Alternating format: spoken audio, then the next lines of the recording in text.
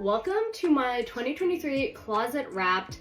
I finally went through all of the data that I have tracking my cost per wear and closet, put it together in this presentation so we can take a look back at all the clothes I bought last year and how much I spent. This is totally inspired by my friend Becca over at Blonde Broke and Bougie, where she also tracks all of her closet and cost per wear in her spreadsheet and probably has way more data than me because this is very simple. But let's get started. New to me items acquired is 252, which is kind of a lot. My closet basically takes up an entire room now, which is a huge luxury. I acquired 2 new clothing racks to accommodate all of the new clothes. Here's the breakdown starting from most to least items. Tops we have 62, bottoms 44, workout 33, accessories 28, coats 19, shoes 18, dresses 17, special occasions 16, and sleepwear 8, and then swim, etc. is 7. Here's the breakdown of where everything came from. 7 are store-bought, so bought firsthand in a store by me or somebody else. It could have been like a gift. 219 were thrifted, and I count this as like thrift stores, like Goodwill, Savers, Save More, that kind of like thrift store. 3 are secondhand, so Buffalo Exchange, Second Street, Crossroads, the assignment store.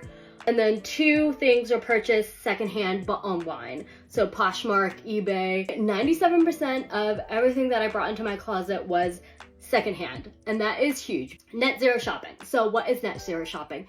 Net zero shopping is for every dollar that I spend, I want to resell an equal or greater amount to kind of make my total spend category be net zero. The past few years that I've done this, I've always been like a couple $100 under what I've resold, so I've spent more than I've resold. So this year I spent $2,553, which is kind of a lot, but also I think relative to a lot of people who shop new or don't buy things that are thrifted, it's relatively little.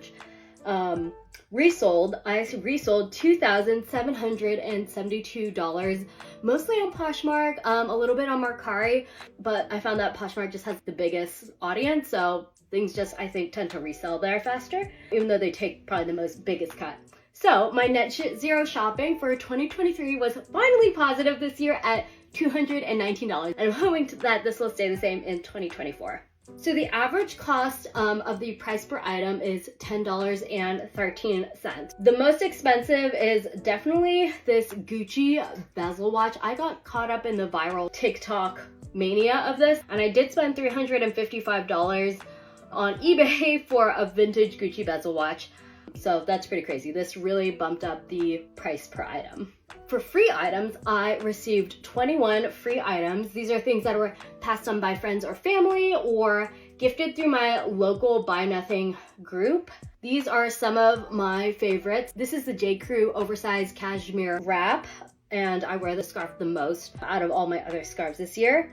These Prada sunglasses were gifted to me by the Kits brand, and I've never been gifted anything as an influencer or creator before. I think I peaked there. And then from my Buy Nothing group, which is just a Facebook group with my local neighbors, somebody gave away this Everlane chore jacket, which I think is super cute and I wear it often.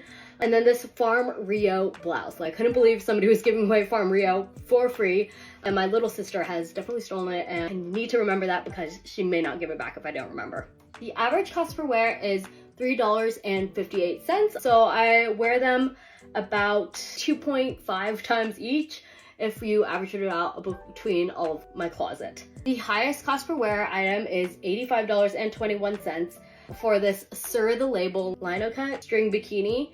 And this is really high because I have yet to wear this. I thrifted the bottoms, and then the top I bought new on their website, but I sent it to my coworker in Australia, and I have a business trip to Australia in February, so I'm going to go pick up the top because it was much cheaper to buy it and ship it within Australia, since it's an Australian brand. But as of right now, it is the highest cost per wear item in my closet.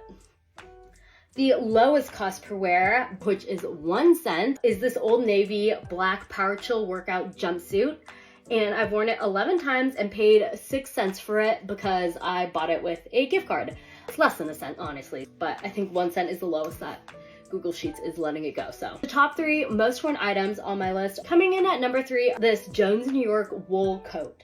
And I wore it 16 times. It's sort of like a slouchy fit. And actually this weekend I just thrifted another one. So I am actually gonna get rid of this year. The second highest worn item is this airy crossover flare leggings. They are so comfortable, and I've influenced a couple of my friends to buy these as well. So worn these 18 times. And then finally, my top most worn item for 2024 is this Banana Republic quilted army jacket. This is such a useful travel jacket.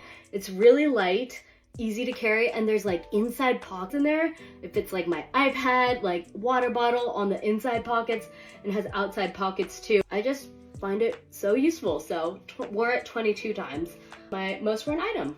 So for 2024, this is like how I'm thinking about shopping. I'm going to stop buying brand name pieces that I don't wear. Like I got a Diesel dress and these Miu Miu heels that I honestly just like never wear, even though they're like a good brand. I bought them for the brand name, not because like I was absolutely in love with them. So no more of that. I'm going to start figuring out my personal style. I honestly don't have like a very good sense of it. I was looking back at some of my outfit of the day videos and realized I don't really wear jeans that much, or if I do, I don't love those outfits.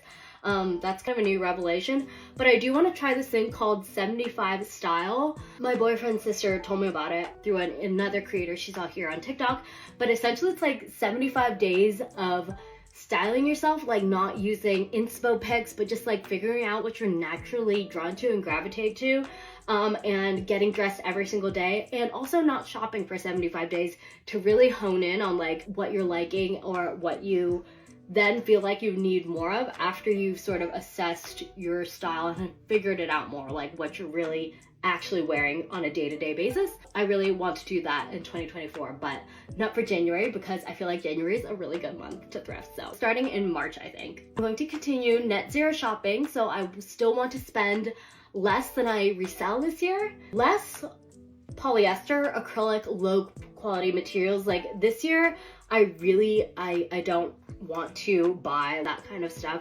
And no like Shein, Forever 21 fast fashion stuff, unless like the materials actually still good quality. So just less of that.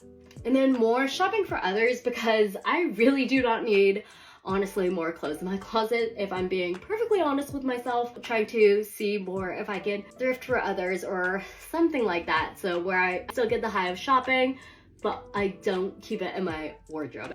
So yeah, that was my 2023 closet wrapped. If you're interested in starting to track your clothes too, Becca has a really good spreadsheet. I also have like a light cost per wear tracker in Closet Organizer in my money tracking spreadsheet. Yeah. Let me know how your 2023 closet went.